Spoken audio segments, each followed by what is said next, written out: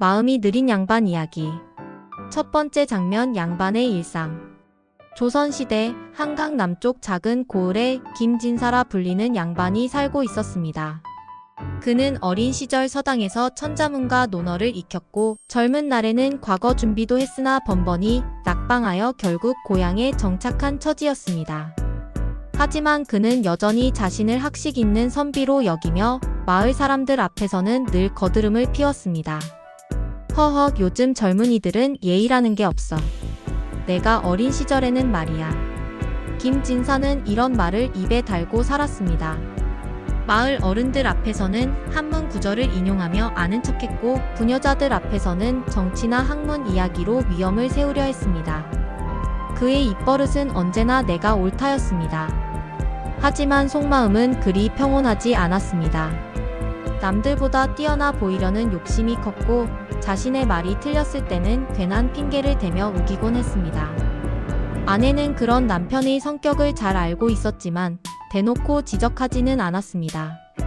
두 번째 장면, 장터에서의 대결. 5일장이 서는 날, 김진사는 평소처럼 고든 자세로 장터를 거닐었습니다. 하얀 저고리에 검은 갓을 쓴 그의 모습은 여전히 품이 있어 보였습니다. 그런데 쌀을 사려고 한 곡물 가게에서 문제가 생겼습니다.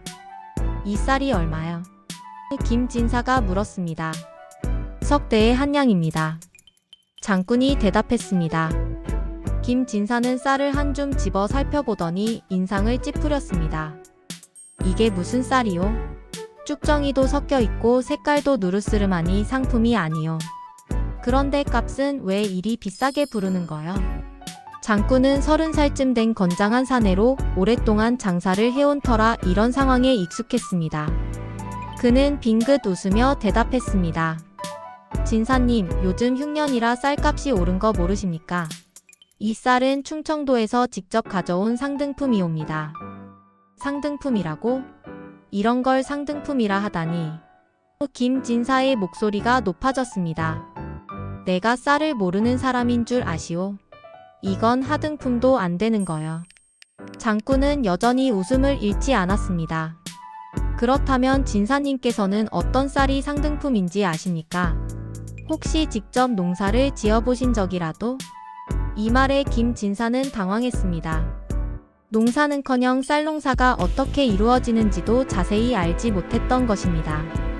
하지만 체면상 물러설 수 없었습니다. 농사를 지어봤느냐고? 내가 농부냐? 하지만 책에서 읽은 바로는. 아, 책에서 읽으셨다고요? 장군이 끼어들었습니다. 그럼 책에서 요즘 같은 가뭄에 벼가 어떻게 자라는지도 나와 있던가요? 책에서 장마철에 쌀 보관하는 법도 배우셨겠네요. 김진사는 점점 궁지에 몰렸습니다. 주위에는 사람들이 하나둘 모여들어 구경하기 시작했습니다. 다른 장군들과 마을 사람들이 웅성거리며 지켜보니 김진사의 얼굴이 벌겋게 달아올랐습니다. 그건 그렇고. 김진사가 목소리를 더욱 높였습니다. 아무튼 이 쌀은 값에 비해 질이 떨어진다는 말이오. 내가 옳다. 장군은 고개를 갸우뚱했습니다. 진사님 말씀이 옳다면 다른 가게 쌀값도 알아보고 오셨겠네요. 어느 집이 더 싸던가요? 김진사는 다른 가게는 구경도 해보지 않고 왔습니다. 그저 첫 번째로 본 가게에서 흥정을 시작한 것 뿐이었습니다. 그건 중요한 게 아니고. 중요한 게 아니라고요? 그럼 값을 비교도 안 하고 비싸다고 하신 건가요? 장군의 말이 점점 날카로워졌습니다. 구경꾼들 사이에서 웃음소리가 터져 나왔습니다. 누군가가 저 양반 말이 앞뒤가 안 맞네라고 속삭였고 다른 사람은 장군이 말을 더 잘하네라고 말했습니다.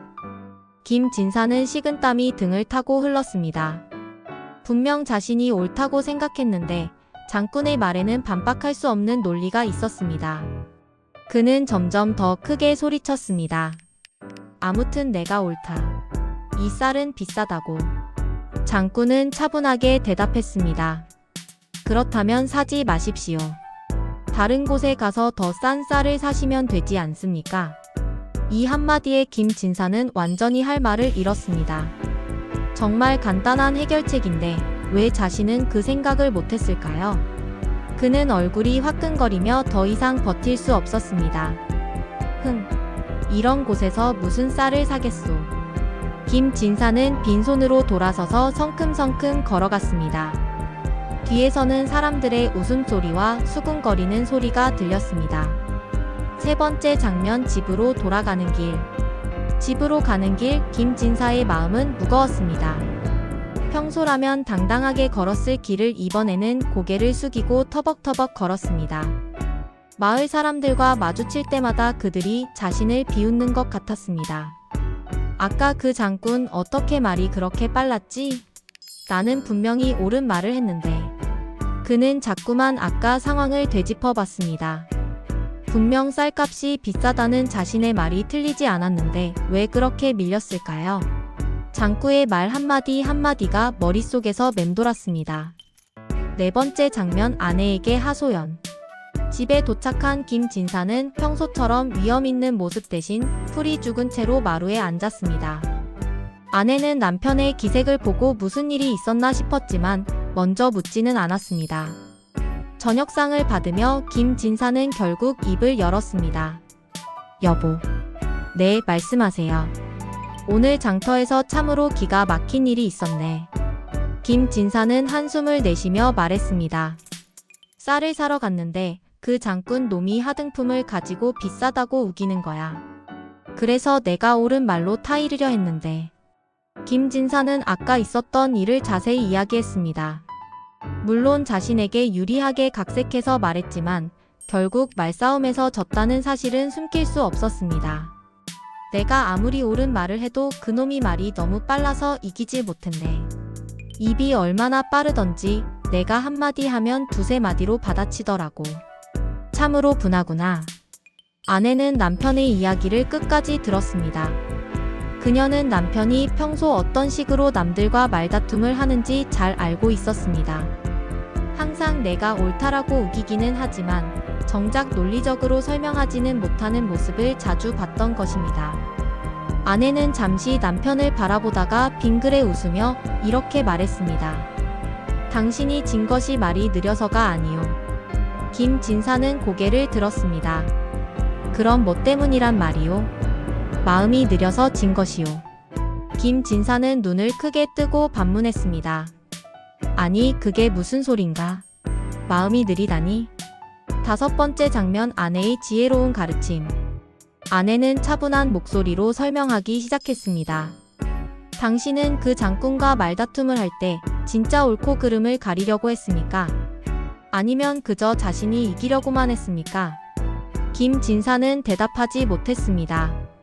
솔직히 말하면 옳고 그름보다는 체면을 지키려는 마음이 더 컸던 것이 사실이었습니다. 아내는 계속 말했습니다. 사람의 말은 입에서만 나오는 게 아니라 마음속에서 먼저 나오는 것이요. 마음이 진실하고 곧으면 말도 자연히 힘이 있고 마음이 재빠르면 말도 재치가 생기는 법이지요. 그럼 내 마음이 곧지 않다는 뜻이요? 김진사가 불쾌한 표정으로 물었습니다. 곧지 않다는 게 아니요. 다만 아내는 신중하게 말을 골랐습니다. 당신은 늘 내가 옳다고 말하지만 정작 왜 옳은지는 천천히 생각하시지요. 그 장군과 말다툼 할 때도 쌀값이 정말 비싼지 다른 곳과 비교해 보셨습니까? 그 쌀이 정말 하등품인지 자세히 살펴보셨습니까? 김진사는 고개를 숙였습니다. 아내의 말이 옳았습니다. 그는 그저 첫인상만으로 판단하고 자신이 틀릴 수도 있다는 생각은 해보지 않았던 것입니다. 당신 마음이 곱고 재빠르면 말도 자연히 날카로워지고 상대의 꾀를 꺾을 수 있었을 것이요. 허나 당신은 체면만 지키려 했지 진짜 옳고 그름을 가리려는 마음은 늦고 게으르니 말도 더디고 힘이 없었던 게지요. 여섯 번째 장면 깨달음의 순간. 김진사는 아내의 말을 듣고 한참을 생각했습니다. 그동안 자신이 얼마나 허영심에 가득 차 있었는지, 진정한 옳음보다는 남들 앞에서 이기는 것에만 신경 썼는지 깨닫게 되었습니다. 그러고 보니 김진사가 중얼거렸습니다. 나는 그 장군이 어떤 사람인지, 얼마나 오래 장사를 했는지, 쌀에 대해 얼마나 많이 아는지 전혀 생각해보지 않았구나. 아내는 고개를 끄덕였습니다. 그 장군은 아마도 수십 년간 쌀 장사를 하며 온갖 경험을 쌓았을 것이요. 어떤 쌀이 좋은지, 언제 값이 오르고 내리는지, 손님들이 무엇을 원하는지 다 알고 있겠지요. 그런데 당신은 그런 것은 생각하지 않고 무조건 자신이 옳다고만 했으니 어찌 이기겠습니까? 김진사는 머리를 떨구었습니다. 그제야 장터에서 왜 진 것인지 진짜 이유를 깨닫게 되었습니다. 문제는 말의 빠르기가 아니라 자신의 마음가짐이었던 것입니다. 여보. 김진사가 작은 목소리로 말했습니다. 그럼 앞으로 어떻게 해야 하오? 아내는 따뜻한 미소를 지었습니다. 먼저 겸손한 마음을 가지세요.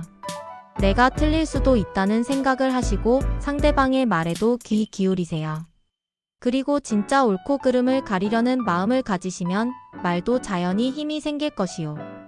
그날 밤 김진사는 오랫동안 잠들지 못했습니다. 그동안 자신이 얼마나 잘못 살아왔는지 반성하며 앞으로는 진정한 선비가 되겠다고 다짐했습니다. 다음 날부터 김진사는 조금씩 변하기 시작했습니다. 마을 사람들과 대화할 때도 먼저 들어보고 자신의 의견을 말할 때도 신중하게 생각한 후에 입을 열었습니다. 그러자 신기하게도 사람들이 그의 말에 더 귀 기울이기 시작했고 진짜 존경받는 선비가 되어갔습니다.